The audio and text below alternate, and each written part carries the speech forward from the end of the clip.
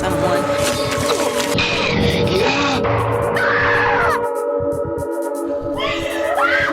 Always trust my gut. Hello and welcome to Gutted. I'm Elise. And I'm Tony, and we're here to spill our guts about horror films. Today we'll be counting down our top 6 horror movies of the year 1990. We're now on episode 2 of our 1990s deep dive. We started off with a guess the ending of the hidden horror gem Mikey from 1992. And now we're going back to the year 1990 to go a little deeper into the influential horror and perhaps lesser known horror movies of the year 1990. Not the decade, the specific year. This is 1990. Aren't you gonna say hello? We'll stay in the year 1990 until we feel it's time to move on to 1991. So for today's episode, we'll start off with our top 6 from 1990 that were influential to us in the 90s, then discuss some that we discovered later as adults. We'll conclude with a few that evaded us completely that we may cover for future Guess the Ending episodes. And we're going to ask for your help on that part. Because we need suggestions. Yes. But before we get started into our top 6, let's go over the year 1990 and what was happening in that year. It is currently the year 1990, Tony.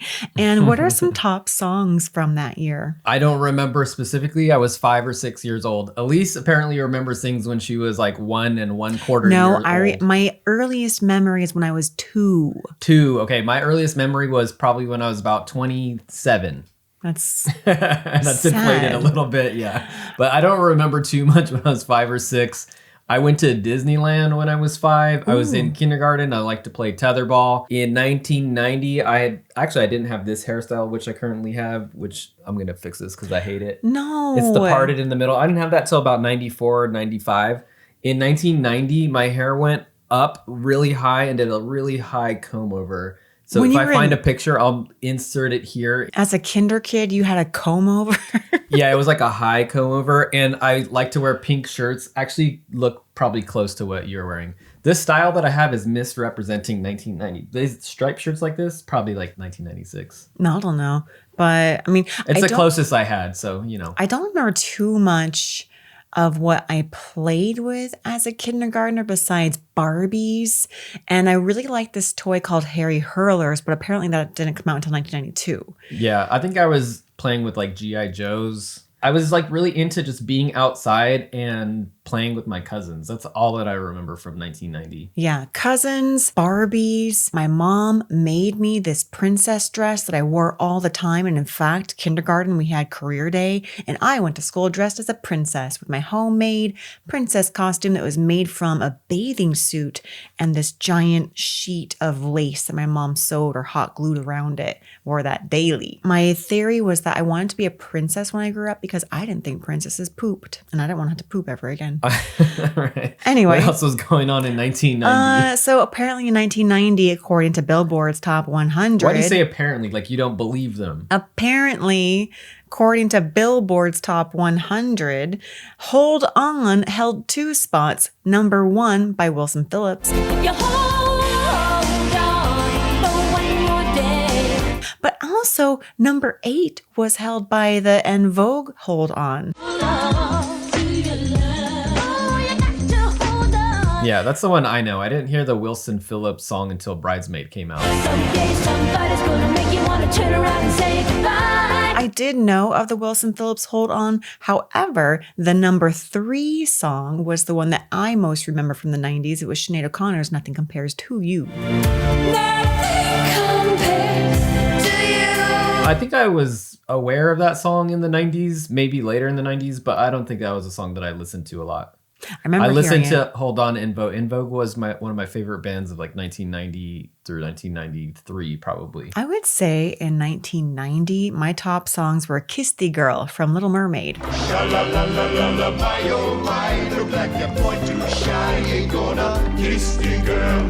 That makes sense. You're a little kid. Yeah, I loved Little Mermaid. I thought it was so funny. It was hilarious. Especially that scene where she's driving the carriage and she doesn't know how to drive. That's a good moment. Because she's a mermaid. Why would she know how to drive? She doesn't have a license. Yeah.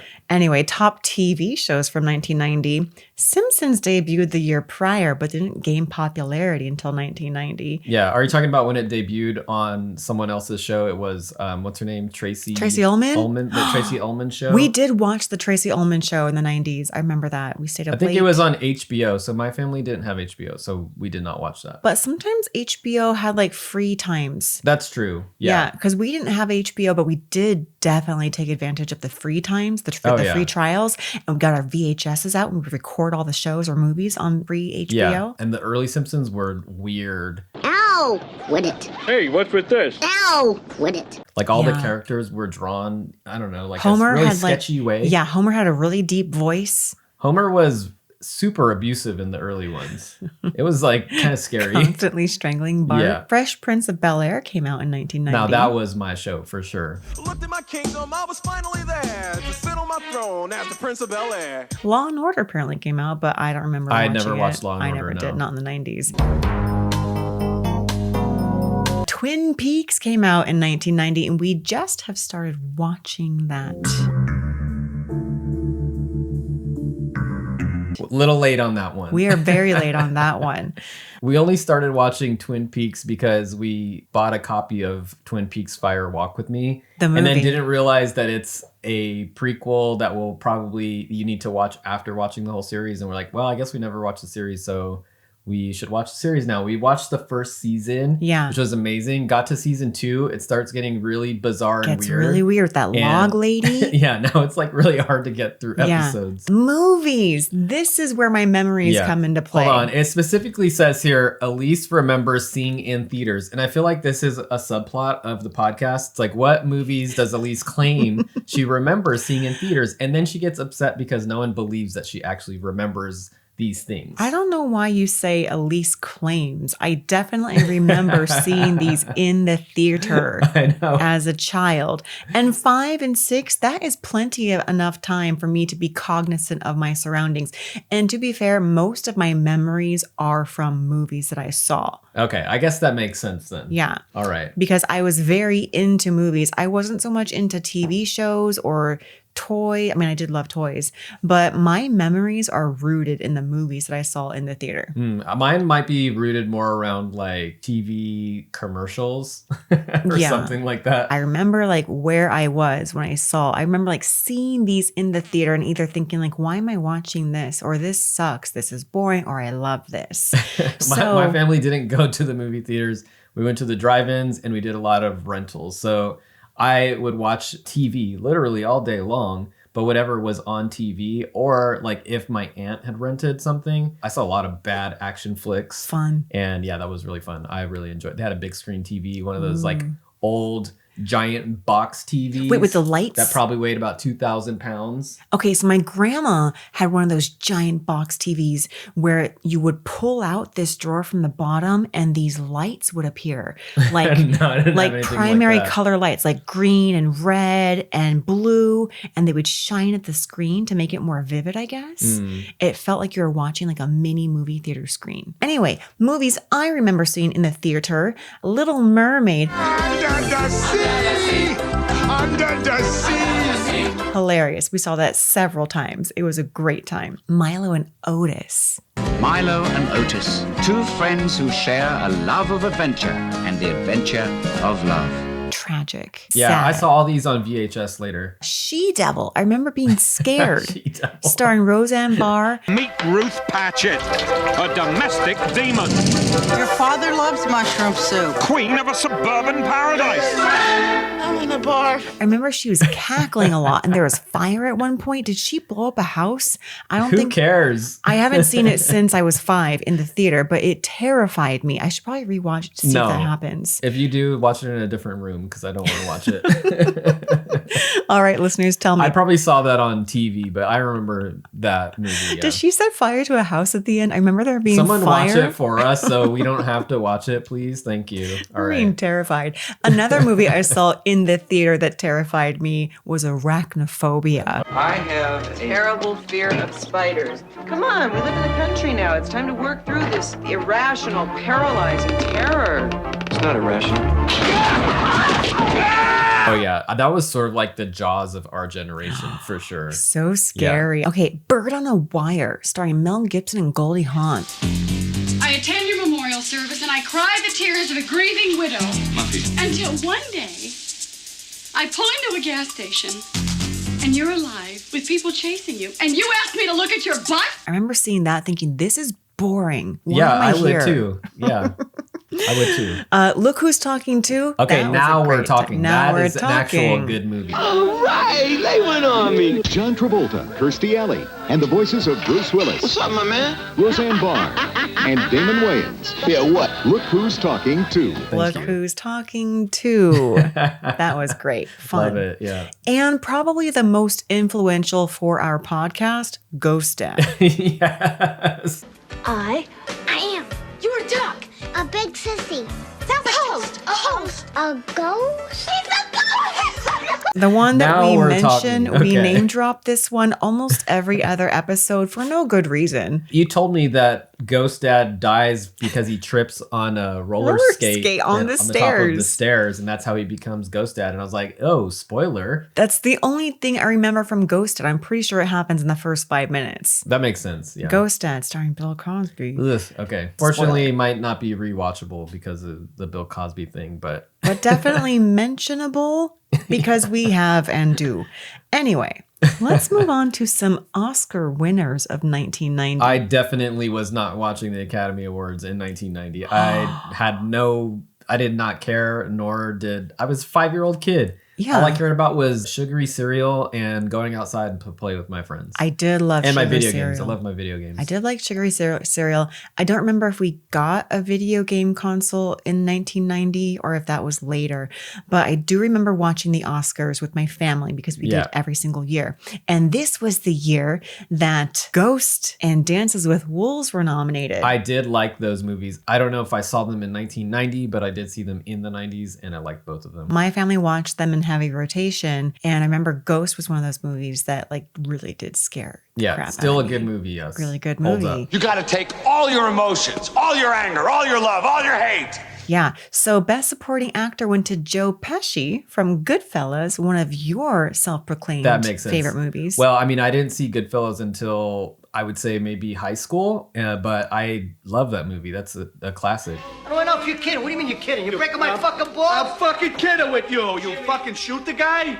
He's dead. It's the best. Yeah, I put it in here for you because I knew that you would thank enjoy you. that I tidbit. appreciate that. He beat out Al Pacino from Dick Tracy and Andy Garcia from Godfather 3, which I Yeah. also remember seeing in the theater thinking this is really boring. Yeah, Dick Tracy. I remember watching that VHS. That was a weird movie. It was I a enjoyed weird that one. movie. I think I did see that in the theater also and thinking this is too dark. I didn't like it as a 5-year-old. Dick Tracy drives you crazy, doesn't he? All right, that's enough. I want Tracy dead. Best Supporting Actress went to Whoopi Goldberg from Ghost. I promise. I'll do anything. I'll do penance. Give me penance, but make that guy go away. No way. She beat out Diane Ladd from Carnosaur, but not Diane Ladd from Carnosaur. She beat out Diane Ladd from Wild at Heart. But Whoopi also beat out Mary McDonnell from Dances with Wolves, who also later on went on to play the president's wife in Independence Day. Oh, okay. Yeah, I had no idea who that was. But yes, you said Independence Day, and I remember. I knew that would connect for you. Best lead actress went to Kathy Bates as Annie Wilkes in Misery. Yeah, we just rewatched Misery recently, and yes, 100% deserved. 100% solid performance. Good job, Kathy Bates. She beat out Julia Roberts from Pretty Woman and Meryl Streep from Postcards from the Edge. And once again, Demi Moore had been snubbed that year for Ghost? Best Actress. Yeah, she was not nominated for Ghost, although I think she did a really good job. And then Dances with Wolves won Best Picture and Best Director, Kevin Costner, who beat out Ghost. I would like the In Living Color version, Dirty Dancing with Wolves. Now you see, this is a little ditty we like to call Dirty Dancing with Wolves.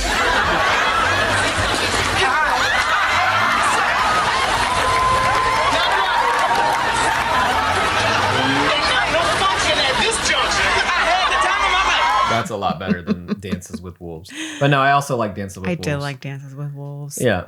Yeah, everyone forever afterward knew that Tatanka at some point, somewhere, meant buffalo. Later, referenced as the movie that best characterizes the white saviors that often appear in Hollywood movies. So if you watched our episode on Mikey, we do discuss the 1990s, that they were problematic, sometimes fun. It's still a good movie. And sometimes problematic, but still a good movie. Yeah. And then Ghost did win another award. It did win Best Original Screenplay from Bruce Joel Rubin. Probably mostly for that clay making scene, you know, the hand over hand clay making Ghost. Yeah, to Unchained Melody. By the Isley Brothers? No, Righteous Brothers. Righteous Brothers, the other brothers, yes. Yeah. Well, that was a little slice of 90s nostalgia there for you. You're welcome. Hopefully you cared about a little bit of that. I'm sure you did. Or maybe you were like a full-fledged adult in the 90s. Yeah, and you're like, you thought Bird on a Wire was boring and She-Devil? How dare you? Was She-Devil one of your favorites? We don't know. Probably not. Anyways, let's get into our top 6 of 1990 and why we chose 6. Okay, because originally we had made a top 10 of the 1990s in general. And I was like, well, I don't want to limit myself to one movie per year because that's what I was doing. And I was like, oh man, I really like, from 1990, I really like Misery, but I also really like Arachnophobia. Well, you're spoiling your list. Sorry. Okay. Anyway, so there were a few movies from 1990 that I really liked and I couldn't whittle it down. So then we came up with the idea of just like, let's do a top 6, 3 each from each year of the 90s. Yeah. And then that expanded to, okay, we need to break that down into the movies that we saw in the 90s that affected us as kids. Later, we'll talk about the movies from 1990 that we saw later as adults. And then even later, we'll talk about the ones that we missed completely. So let's go ahead and start with our top 6 of 1990. Elise, do you want to kick us off? I will kick us off. We'll just get right into it. So as mentioned or spoiled, one of my top movies from 1990 was Misery. There is nothing to worry about. You're gonna be just fine. I'm your #1 fan. My name is Annie Wilkes. I think one of my clients, Paul Sheldon, might be in some kind of trouble. You mean Paul Sheldon, the writer? Well, everybody sure likes those misery books. They had it at the store, Paul. They said he checked out last Tuesday. Isn't that a little strange? I guess it was kind of a miracle you finding me. In a way, I was following you. You were following me? Oh, Paul, I've read everything of yours, but the misery novels. You must be a good man, or you could never have created such a wondrous, loving creature as Misery Chastain. I don't know if I watched this in 1990, but I definitely watched it in the 90s and I was terrified. And I remember watching it with my mom, who claims she doesn't like horror movies. However, I watched this with her as a young child.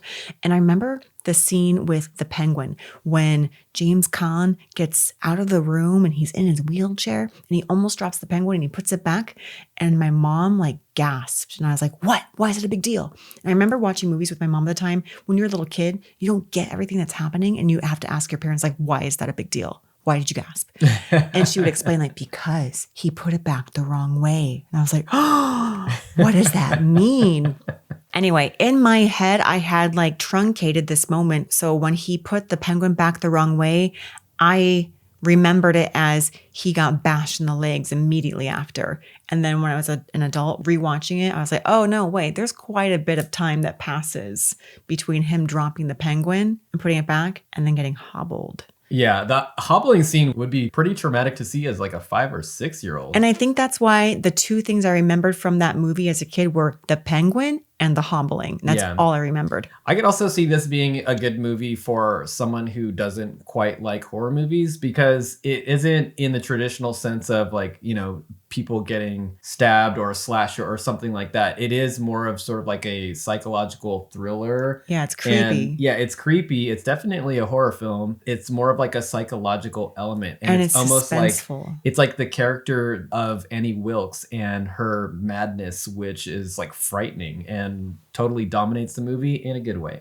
Yeah, and you kind of like at times you want to like her and you feel bad for her, but then when you start reading the newspaper clippings that she kept for some reason of her being called the Dragon Lady, or she's like the nurse that is tied or linked to all the deaths of these newborn babies, you're like, ooh, she's a bad person, but you also like, you don't know what happened to her in her past. Maybe she's good somewhere. I don't know. We also did get a chance to see a theatrical, what would you call it? A stage production. Stage production, thank you. A stage production adaptation of Misery. This was maybe like 6 years ago. Yeah. And it was pretty good. So we're all sitting on a hill and the theater, the stage is down below and you're up from above watching. And as you take your seats, you start realizing that the stage is all set up and there's a bed in the center and there's a person in the bed.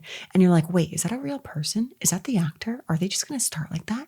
And then the play starts. And yes, it's the main actor that has the James Caan character. And he is in the bed as everyone is entering this open air theater. I thought that was really cool. Yeah. What I remember from the opening shot of the film is that this guy is driving his car through such dense snow. I'm like, this cannot be a good idea. There's no way this is going to end in a good way. So yeah, and he's just careening around these mountainsides with his pop music blaring, smoking his cigarette. Is he smoking? I can't remember. Probably. But yeah, he crashes. Yeah. Did you ever read the book? Nope. And Nor I. I might one day, but I did see the play. I feel like that kind of counts towards something. Yeah. The ending in the play is a lot different than in the movie, but we won't get into that now. Yeah. So, don't ask me if I read the book on any of these on our list. I'm looking. Because I will say no.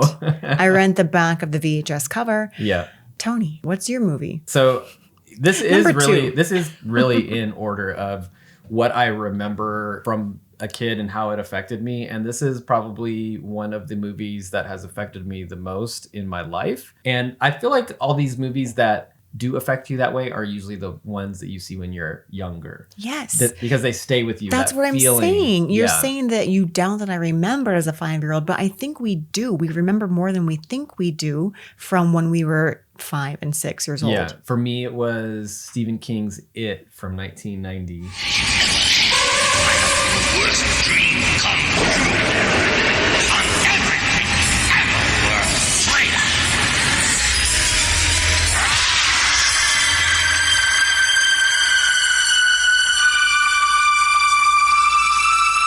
With Pennywise the Clown and Tim Curry's Pennywise. Tim Curry, yeah. So I probably saw it in around 95, 96. I must have been in 5th or 6th grade. My older sisters were having a sleepover with their softball team.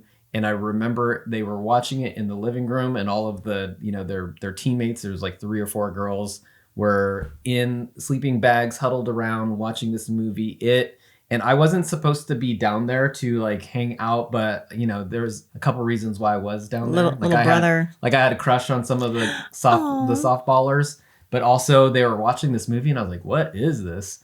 And so I was down there watching it and it terrified the shit out of me. I was afraid to take a shower. Well, not really, but that thought crept into my mind every time I would think of this shower scene in It. And I would think about, I still to this day, and I'm sure anyone who's seen this movie still can't walk next to a storm drain without thinking about Pennywise. Yeah. Right? Yeah. And now we have all those fantastic memes of like people willingly getting in the storm drain because there's like a cat down there or there's like, I don't know, insert whatever is worth it to battle Pennywise. And yeah, this movie had such an impact on me. It terrified me for the longest time. I don't think I came to appreciate it until later when I was maybe in high school and rewatched it. And then rewatching it as an adult, I'm like, yeah, there are some cheesy moments, but it really still does hold up, especially Tim Curry's performance. Yeah. I did not watch this when it came out, and I don't think I watched it in the 90s. For some reason, this was one that did not come up, even when I was at my cousins who were renting movies. Was this a made-for-TV movie? I think so. Yeah, it had that feel to it, definitely. Because, yeah, watching it as an adult, I was like, this feels like a made-for-TV movie. It didn't come movie. to the theater, so she didn't see it. Don't shame me. I was at the mercy of my parents and whatever they wanted to see, and whatever was at VideoWiz, the video store down the street. So if it was not at VideoWiz, I didn't rent it. And if my cousins didn't rent it, I didn't watch it. So it evaded me until I was an adult. But Tim Curry's performance as Pennywise is very captivating and cute, kind of funny. All right, moving on to the next movie that was influential to me was, as mentioned before, Arachnophobia. I think one of your Venezuelan spiders hitched a ride here. There may be some spiders, around here that are very dangerous. Dad, chill out. Just run. They spread out from a central nest in a web-like pattern and dominate the entire area. So when that happens, this town is dead. Better uncork my private stock. Rock and roll!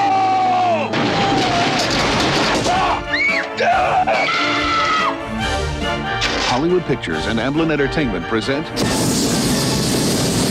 Arachnophobia. And yes, to this day, I do squish the toe of my shoes before putting them on because of this movie. Remember that old guy puts on a slipper, doesn't check, and he dies.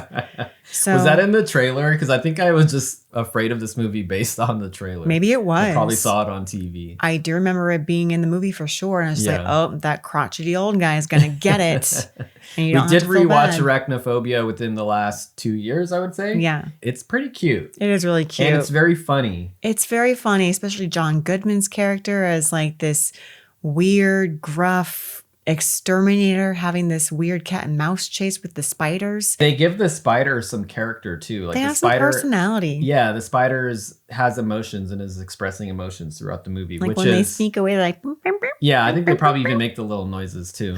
But overall, I did enjoy this as an adult as well. Yeah. But yeah, tell me more about like what it did for you as a kid. Terrified me because I was 5. And so after that, I was like, spiders are the scariest things on earth. And even to this day, I will like check my pillow. Sometimes when I'm really tired, I'll wake up, I'll open my eyes and I'll see visions of spiders coming at me and I'll actually like jump up out of my bed. And I read online that there's a condition in which people have this. Is where it it's called like, arachnophobia? It's not. But there are people that like they see spiders coming at them as they're waking up, even when their eyes are open. Like this has happened to me several times. I maybe like when I'm stressed or whatever, but I'm seeing these spiders sometimes with like 1 million legs. All right, let's go to the internet to research this. People who see spiders in their sleep. No, see spiders as they're waking up. Because it's not a dream because my eyes are open. All right. Seeing spiders as you wake up is a common experience known as hypnopompic hallucination. See?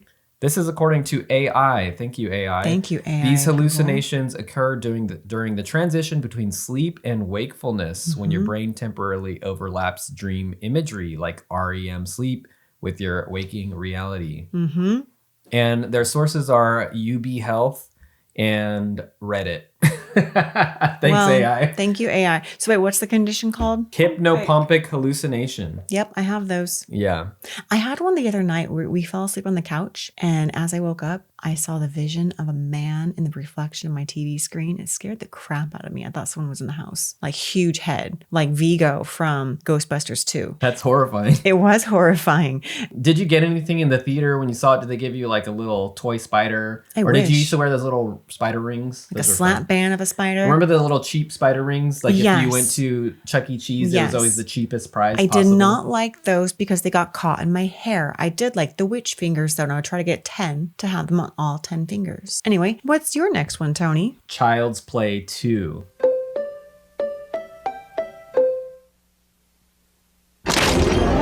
Sorry, Jack. Chucky's back.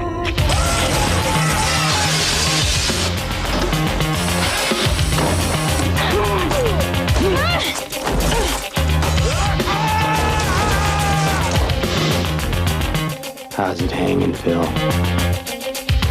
Child's Play 2. One of my first experiences with a horror movie was Chucky from Child's Play. And when Child's Play 2 came out, I was still afraid of Chucky. However, that didn't stop any of my older cousins or aunts or whoever rented it. I don't think it was my family. I think it was a different family from renting this movie. And I have vivid memories of the toy factory scene, the teacher who's being stabbed with the ball pump, and also Chucky in the classroom just like popping out of the closet. And I think he has a yardstick and he's beating the teacher with the yardstick. Being a little kid and watching someone on a conveyor belt and then getting like little toy eyes popped into their eye sockets is terrifying. And I think Child's Play 2, the poster is what I remember as a 5-year-old.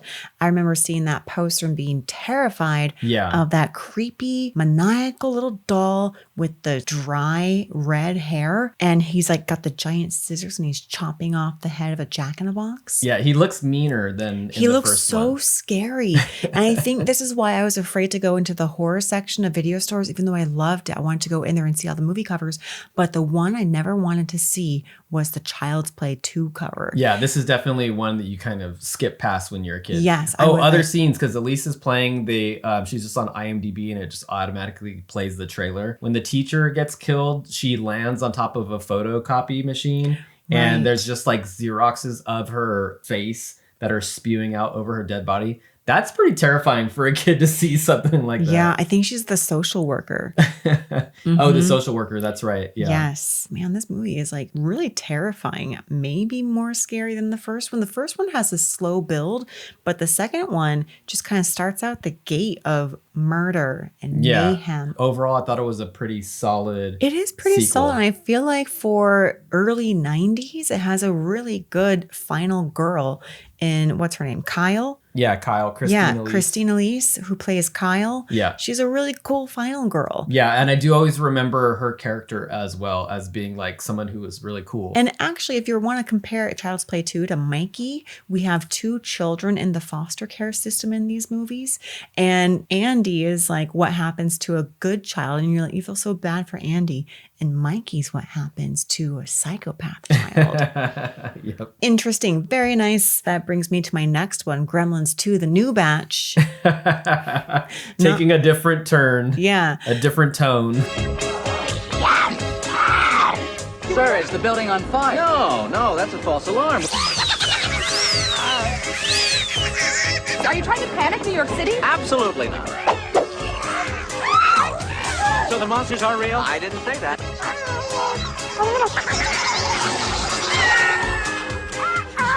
Gremlins 2. The new batch. And I won't spoil the ending, but it is kind of similar to Child's Play 2. Anyway, Gremlins 2, the new batch. That was on heavy rotation in our household. So Drop Dead Fred and Gremlins 2, the new batch. We watched those over and over again. I could see that for kids. Those are both very kid-friendly movies. They were so friendly. Yeah. And Gremlins 2, it did have some scares, but it was really cheesy kid scares. Yeah, we all know the Key and Peele skit where they're talking about like you want a veggie gremlin? It's in the movie. Yeah. Yeah. What about you, Silver Fox? Electricity gremlin? You just said noun and gremlin, like you playing Mad Libs. You just like a child. You have the brain of a child. You do not have a high IQ, but you haphazardly came up with a gremlin that's just made out of bolts that is zigzagging all over the room and is done completely in animation. You a crazy person, and your idea's in the movie. Done. Next.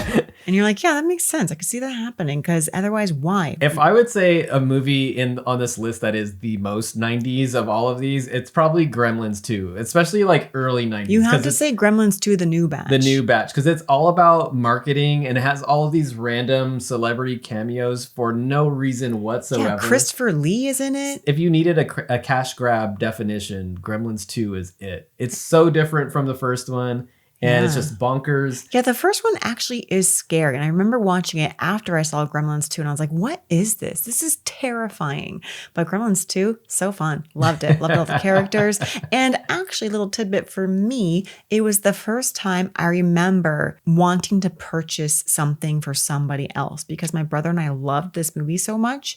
So I remember during Christmas time or his birthday or whatever, and whenever this came out on VHS, I was like, we have to get Gremlins 2, the new batch for Emmett. Yeah. Did you sound like that or did you sound more like, we have to get Gremlins 2? Sorry for that. For those of you who have not listened to other episodes, that is my stock Elise as a kid voice. And she's like, I wasn't 2. I wasn't 2 years old. I was a mature 5-year-old. What is Gremlins 2? And I said, Mother, I would like to purchase the film Gremlins 2, the new batch for my brother. Chop, chop. Chop, chop, post haste, please. So I do still have the VHS and I will go get it in a second and show you to prove that I still have it because when we were purging our VHSs in exchange for DVDs when those came out. I can't believe we did that. So sad, Yeah. right? But this was in the pile and I was like, no, I cannot get rid of the first VHS that I ever purchased with my parents' money. Now, was that civilized? No, clearly not. Fun, but in no sense civilized. Look what I found. Just to prove that Elise has the original Gremlins 2 VHS classic from 1990. The funniest film of the year. Wild, wacky, and weird, says Patrick Stoner from Flicks PBS TV. It looks like it's been taped and heavily used. So yes, that means well that loved. It's got...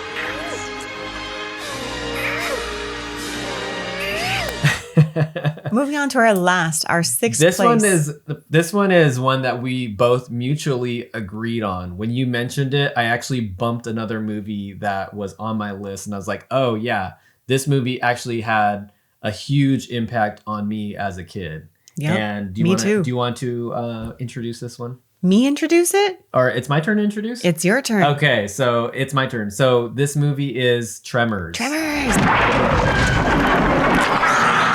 That's how they get you. They're under the ground. What the hell are those things? How could they eat a whole station wagon? But where do they come from? I vote for outer space. No way these are local boys. You see, they're headed right for us. No Richter scale can measure it. They're coming! No scientist can explain it. Bert, they're under the ground. You didn't get penetration even with the elephant gun. Run, run! And no one knows what to call it. Megaworms or suckers or suckoids. Now, this valley is just one long smorgasbord. Now, it's up to Val and Earl to save the world. That's one big mother. Who died and made you Einstein? And they know just what to do. Flip for it. Damn. Kevin Bacon, Fred Ward. Tremors. Starring Kevin Bacon. Yep. Fred the Ward. Other guy. Fred Ward. Fred Ward. Yeah. Sorry, I shouldn't have done Fred Ward dirty like that. And Lex from Jurassic Park. This movie was always on TV. Me and my siblings spent countless hours trying to find sticks or crutches or whatever we could to go from couch to couch to reenact that. I think every rock kid hopping did. Scene. You would take all the cushions off the couch and try to like jump over from couch cushion to couch cushion and not touch the ground because it was either hot lava or tremor ground. Mm-hmm. And just that scene of Reba McEntire and her husband, who good. also I don't know his name, blasting one of the Tremors with their arsenal of Burt Gummer AKs and pipe bombs and all of that sort of stuff. That was such an incredible scene as a kid. I loved every second of Tremors. Oh, sorry. Burt Gummer's the character. Michael Gross is the main actor, but he is the one that's in every single Tremors sequel. Oh, okay. Yes. As far as the sequels, I haven't seen a ton of them. I think maybe we watched the second one together. We did. And we just purchased, I think, the sixth one where Jamie Kennedy is also in it. I think it's called Aftershocks or something No, like it's that. called like Cold Dead Hell or I can't remember, but we just purchased it somewhere. I don't know if they're still making Tremors, but the fact that they have a number 6 is They insane. have a number 6 and Michael Gross is in all of them. Tremors is definitely like a Sci-Fi Channel staple. Fun. TNT. Anytime it's on TV, I will stop and watch it. Even to this day, if it's on, I will stop and watch it. It's such a good movie. Yeah. And again, another fun final girl who is not weak, is able to take care of herself, and she's part of the team and she doesn't have to be explicitly saved. I mean, they all save each other, but she's not one who is weak. She is the seismologist who is out there because there is something strange going on in this weird town that is enclosed by the mountains, only one road in and out. And then we have Kevin Bacon and Fred Ward, who are these schemesters who are just looking to make a quick buck. They just want to get out of town. They want to make enough money to blow this joint. They want to get out of perfection. But Rhonda is a seismology student, a grad student, doing her thesis project, I don't know, on the ground in perfection. Yeah. Yeah. And so they're from like opposite sides of the tracks, but they still have an appreciation for one another. And who knows, maybe they get together at the end. If you're listening to this podcast, there's a pretty good chance you've seen Tremors. I think that's just safe to say. Yeah. If you lived through the 90s, there's a good chance that you've seen Tremors. I think anyone who watches it agrees that it is a fantastic movie. It's a feel-good horror movie. Feel-good horror, yeah. Mm-hmm. Not super scary. It's a little lighter in tone. A great movie for those who don't really like horror movies but are interested in exploring the horror genre. Action horror. So creature People features, do die and get jumped, but it's still fun. All right. Should we move on to some honorable mentions that came out in 1990? Yeah, these are movies that I did watch in the 90s as well. As far as honorable mentions, I did, the one that got bumped off for Tremors was Flatliners. And for me, that is one of the movies that I remember being scared by quite a bit. I think it's the tone and the sort of themes of like trying to cheat death. It's a really cool movie, and I feel like I've watched it in the last 10 years, but I'm definitely due for a rewatch. I don't think I've ever seen this all the way through, but it does have an all-star cast. It has Julia Roberts, Kiefer Sutherland, and Kevin Bacon. Kevin Bacon, Oliver Platt, one of the Baldwins. I think it's Steven? Billy? Is it Billy? Billy. It's Billy. Yeah. We've been trying to rewatch it, but it's not for free anywhere without commercials. One that I think is a really close, if we had like a top 8, I think mine would have been Ghost, because I do remember watching that when it first came out. And I do remember like my mom loved it. She loved that song Unchained Melody. I thought she just liked the song, but maybe it's the scene. Yeah, I'd go with Ghost too. Ghost is a classic. And it's so scary. I think the thing about Ghost that didn't make me want to put it on the list is that it's more of a love story and less of a horror movie. So I would say it's horror adjacent. I would say that the year of 1990 has a lot of those where it straddles the line between horror and something else. Yeah. So it's like Ghost, I think really is a horror movie. It's a horror love story. Same thing with Tremors. It's like a horror action movie. Yeah, that's true. And Gremlins to the New Batch. It's a horror comedy. For kids, yeah. So and a horror comedy kid movie. So I feel like a lot of these 1990s horror movies were really like horror and something else. Even Misery is like horror suspense or horror thriller. Okay, some other ones on our honorable mentions. I did put Jacob's Ladder there. That was one of the movies that I specifically remember. But some of the scenes in that movie are pretty terrifying because it's sort of like this almost... It's like psychedelic horror. We have watched it later. We watched it in college and I did not like it. I was not into it. Really quick, some other honorable mentions. We won't get deep into these ones, but Edward Scissorhands, The Witches, Class of 1999, and of course, Ghost Dad. Yeah, and Total Recall. You forgot to mention. Total Recall. So these are all definitely great movies from the 90s. That we watched in the 90s. That we watched in the 90s, that we loved in the 90s, but maybe for whatever reason. They didn't have on the list. Yeah, or they were like more horror adjacent. No, because we have a lot of horror adjacent on our list. It's just they weren't super impactful as the other ones were. Yeah, but also great movies. So so now we have a list of movies from 1990 that we saw later as adults. I was looking through on Wikipedia just a list of all horror movies made in 1990, and anyone that kind of stuck out or caught my attention of something that we've seen recently, I put it on this list, and we have how many? 9. And you know what? Just looking at this list, they are all sequels or remakes except for one. So we have another film with Brad Dourif. It was a big year for Brad Dourif, Exorcist 3. Yes, so this one is the William Peter Blatty directed Exorcist 3 with one of the most memorable jump scares of all time in horror, and also one of the most memorable performances by an actor, which is Brad Dourif as the Gemini Killer. Yeah, his monologue that goes on for like 5 minutes, amazing, fantastic, oscillating between terror, fear, and trying to evoke fear. Really great. Exorcist 3. Okay, next we have Frank Henenlotter's Frankenhooker. It's very campy and definitely very iconic. I always see someone dressed up as Frankenhooker at every horror con that we go to, and they're always amazing costumes. Next up, we have another third iteration of something. It is Texas Chainsaw Massacre 3. Yes, and this is the one with the big fancy chainsaw. You know, the one that says the saw is family. And it also has Viggo Mortensen. Viggo! Yeah. I actually haven't seen it in a while, but now looking at pictures of it, I'm like, oh man, that was pretty good. We gotta give it a rewatch. Next on our list is Night of the Living Dead remake, done by Tom Savini, who is legendary for his gore effects, his acting, and his directing. All right, we have a few more to get through on this list. We're just gonna move through these ones pretty quick because we have quite a few more movies to get through. All right, here we go. We have Prom Night 3, Silent Night, Deadly Night 4, Slumber Party Massacre 3, Troll 2, and Predator 2. Troll 2, we all know the they're eating them, and then he's gonna eat me. Oh my god! They're eating her! And then they're going to eat me!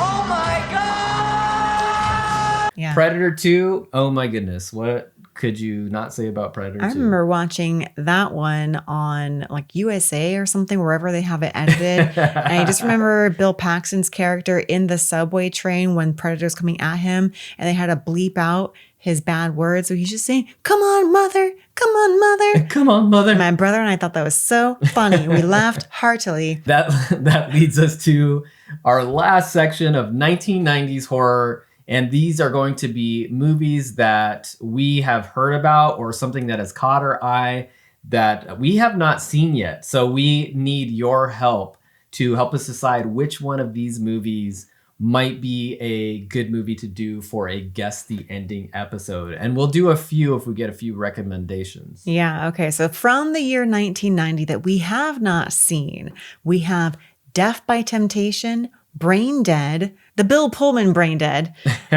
Lisa, Fear, Mom, Graveyard Shift, Pacific Heights, Blood Moon, Mirror Mirror, The First Power, Dark Man, Endless Descent, The Willies, Whispers, Playroom, and Meridian Kiss of the Beast. Death by Temptation. I've been wanting to watch that for a very long time. I've also been wanting to watch Brain Dead for a very long time. This is from the director of Carnosaur. Of Carnosaur. And one of our podcast friends, Manic Movie Monday, they just covered the movie Lisa. And I was like, what are the odds? Yeah. How about Fear? That's a movie that we have just recently purchased. No, wait. We purchased The Fear. Oh, okay. So this is different. Fear with Ali Sheedy. Is this one more of like one of those thriller? It might be like a thriller. Let's see. Fear with Ali Sheedy. A TV movie. I don't know about this It's a thriller mystery with Ali Sheedy. Yeah, I'm not sure why that made the list. Well, and also you missed one from the list that should definitely be on there. Maybe that's a movie that's maybe you missed it. Well, okay, sorry to accuse you of that. But anyways, a movie that I have known about for a long time. I think I actually tried to watch it and maybe only got through the first 5 minutes for whatever reason. But it's Nightbreed. That's Clive Barker's sort of like monster movie. Yeah. And a lot of people talk about that film as, being one of the standouts of the 90s. So, yes, we have this list of all of these movies that we could potentially do Guess the Endings for. And we need some help. So we need just a suggestion. You can leave a suggestion in the comment section. You can direct message us. You can do whatever it takes to get the information over to us. Please let us know. Yeah, we will cover these movies. We will cover it. I'm leaning toward, my top 5 or 6 would be Death by Temptation, Brain Dead, Lisa, Mom, and Graveyard Shift. Mom has that cool cover with a mom wearing sunglasses. All right, I'm going for The Willies, Playroom, Meridian Kiss of the Beast. You don't even know what those Blood Moon, Mirror Mirror, Come The First on. Power. Really? Yeah. Those are your choices? Yep, because they are so random. I'm sure they're going to be awful. I've seen the cover for The Willies on streaming sites. Yeah, it does look kind of quite cool. a bit. And Graveyard Shift is a Stephen King film. So Yeah. I want to say that it has like a rat on the cover. I can't remember exactly. A rat and a skull? I don't know. Yeah, my actual my top list in all seriousness is Death by Temptation and Brain Dead. Those are the 2 that I've been wanting to watch for a long time. And we own Brain Dead. We do. We've been saving it. We've been saving it. One of So that those. might have to be one that we just do. Yeah. Whether or not we get suggestions. All right. Well, that was our best of 1990. Let us know, guys. What do you think? What would make your list? What was impactful to you in the year 1990 if you were alive? Let us know in the comments. Let us know what you want us to cover. We will also cover any of the movies that we've mentioned in today's episode if you ask for it. Yeah. Also, do you like my earrings? I realize that I can wear earrings while wearing these headphones. Also, can you see her earrings? Can you? Are you listening and not watching the video version of the podcast? Well, if you are just listening, they are little baby doll heads with painted faces. So they have pink and yellow eye makeup and lipstick, but they're really cute. I don't know who made them. All right. If you have made it this far, thank you so much for watching and or listening. This has been another episode of Got It.